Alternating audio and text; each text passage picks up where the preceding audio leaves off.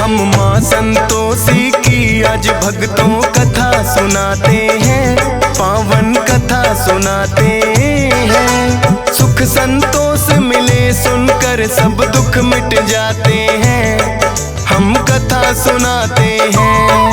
हम माँ संतोषी की आज भक्तों कथा सुनाते हैं, पावन कथा सुनाते हैं। सुख संतोष मिले सुनकर सब दुख मिट जाते हैं, हम कथा सुनाते हैं। ये संतोषी माता सुख संपत्ति की दाता, ये संतोषी माता सुख संपत्ति की दाता।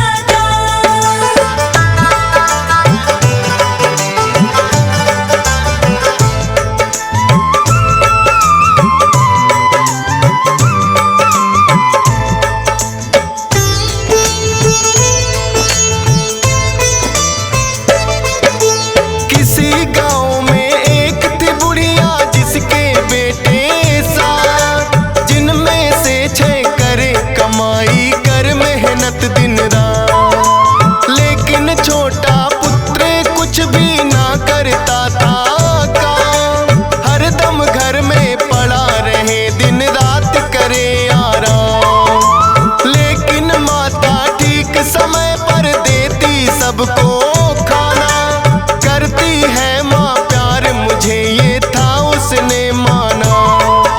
छोटी बहू ने एक दिन अनजाने में देख लिया, बची कुची जूठन भाइयों की उसको खिला दिया। सोचा पति मेरे इन सब की जूठन खाते हैं, पावन कथा सुनाते हैं। सुख संतोष मिले सुनकर सब दुख मिट जाते हैं, हम कथा सुनाते हैं। ये संतोषी माता सुख संपत्ति की दाता, ये संतोषी माता सुख संपत्ति की दाता।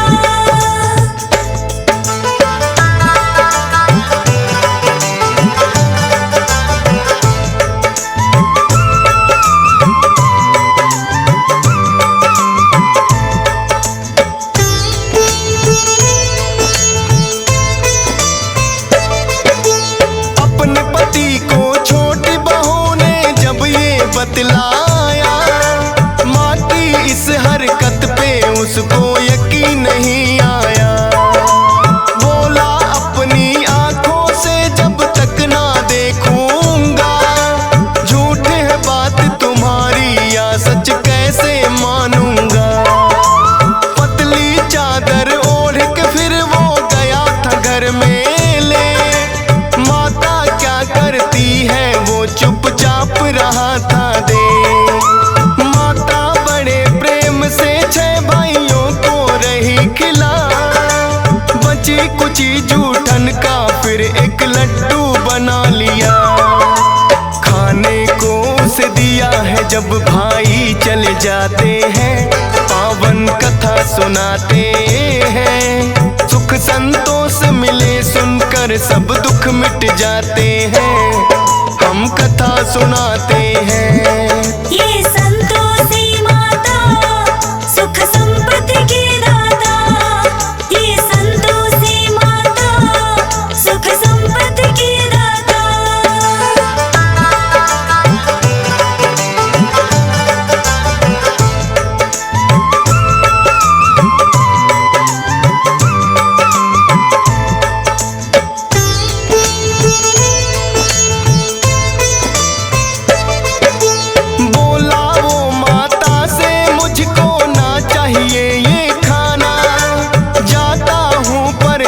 मुझे भी चाहिए कुछ है कमाना। बात पोटली कपड़ों की जब वो जाने लगा, हो करके मायूस है उसकी पत्नी ने देखा।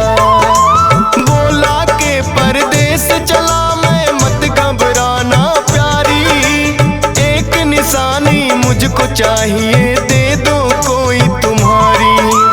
बोली पास में देने को मेरे ना है कोई निशानी, चरणों को करती स्पर्श में बस तेरे मेरी दीवानी। गोबर से सने हाथ वो पैरों पे लग जाते हैं, पावन कथा सुनाते हैं। सुख संतोष मिले सुनकर सब दुख मिट जाते हैं, हम कथा सुनाते हैं।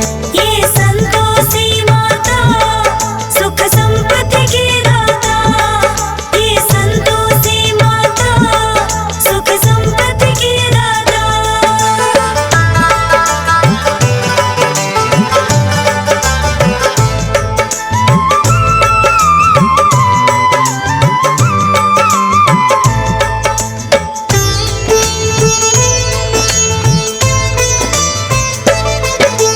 करने लगा नौकरी जाकर साहूकार के पास, लेकिन घर में पत्नी उसकी रहने लगी उदास, क्योंकि उसकी सास के उस पे बढ़ गए अत्याचार।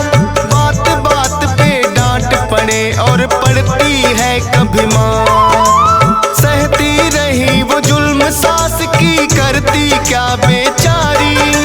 नहीं पति सुध लेने वाला थी उसकी लाचारी, रोज लकड़ियां लेने को जंगल में जाती थी।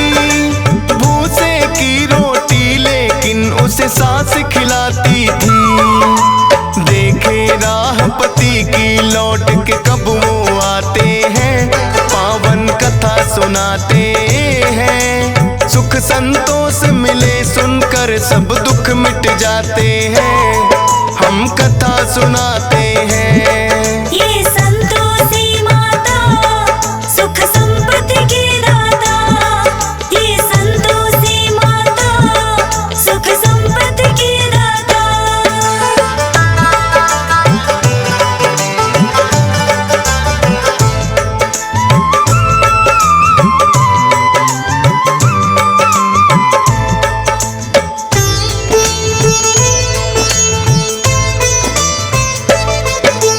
रोज की तरह चली वो एक दिन फिर से लकड़ियां लाने, देखा कुछ औरतें लगी हैं भजन मात के गाने।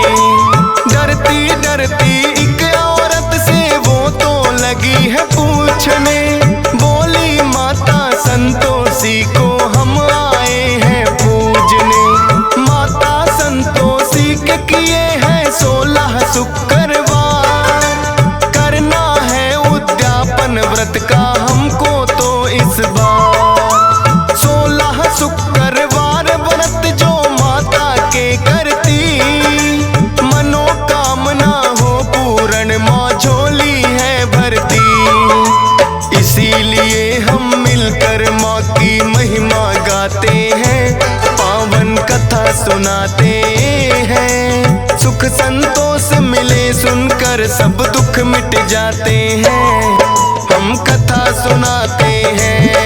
ये संतोषी माता सुख संपत्ति की दाता, ये संतोषी माता सुख संपत्ति की दाता।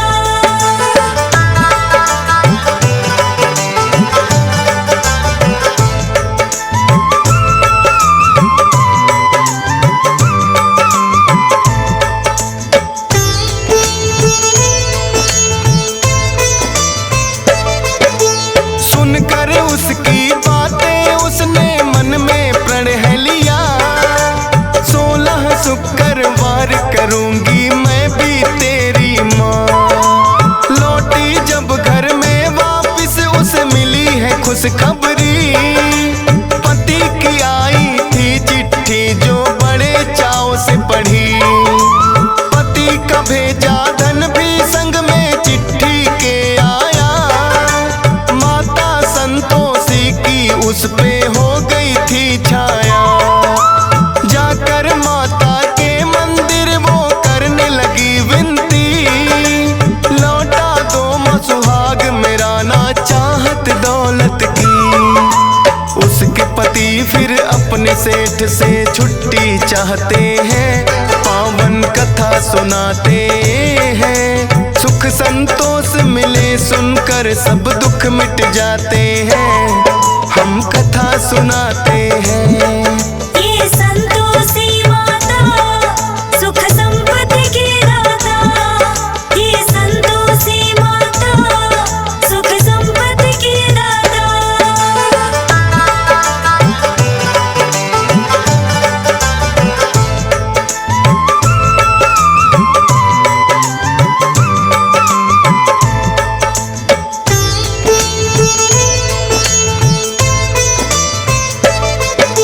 माता की कृपा से सेठ का बढ़ने लगा व्यापार, होने को फिर आए पूरे 16 शुक्रवार। धन और दौलत दे के सेठ ने उसको किया विदा, आकर के जंगल में फिर वो पत्नी से है मिला। देखी हालत जब पत्नी की हुआ बड़ा अफसोस, लेकिन करता भी क्या समझा है किस्मत का दोष। अगले दिन ही पड़ता था 16वां शुक्रवार, व्रत का करने उद्यापन वो दोनों हुए तैयार। धूमधाम से व्रत उद्यापन वो करवाते हैं, पावन कथा सुनाते हैं। सुख संतोष मिले सुनकर सब दुख मिट जाते हैं, हम कथा सुनाते हैं। ये संतोषी माता सुख संपत्ति की दाता, ये संतोषी माता सुख संपत्ति की दाता।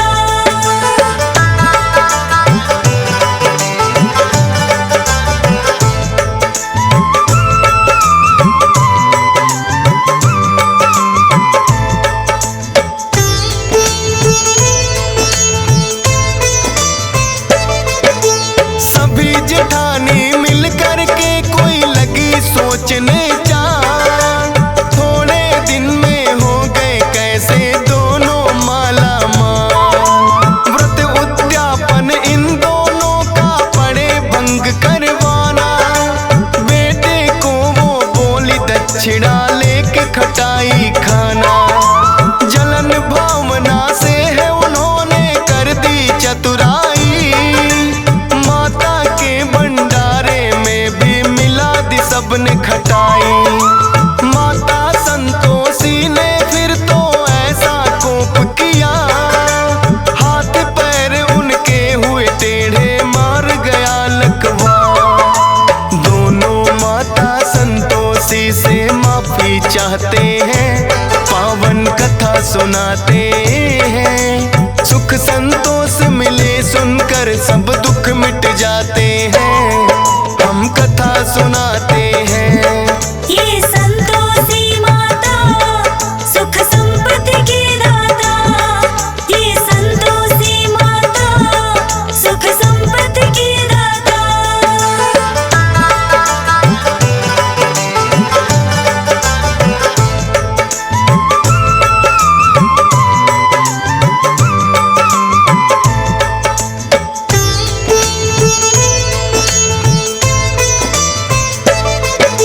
संतोषी माता उन सब पे फिर प्रसन्न हुई, मार गया था लकवा माँ ने वो भी किया सही।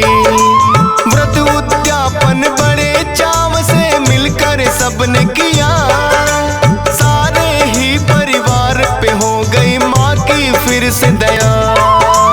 खुश होकर फिर माता ने ये सबको दिया वरदान, 16 शुक्रवार करे जो मिले उसे धन मान। माता संतोषी भक्तों पे करती है उपकार, शरण में जो भी आता उसका करती बेड़ा पार। सब मिल कर के माँ संतोषी के गुण गाते हैं, पावन कथा सुनाते हैं। सुख संतोष मिले सुनकर सब दुख मिट जाते हैं, हम कथा सुनाते हैं।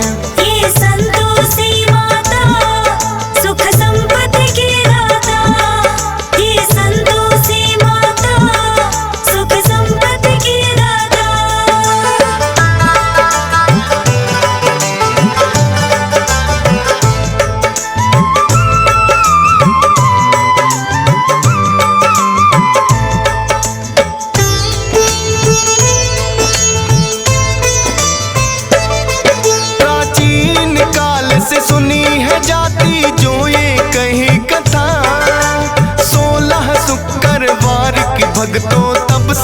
चली प्रथा।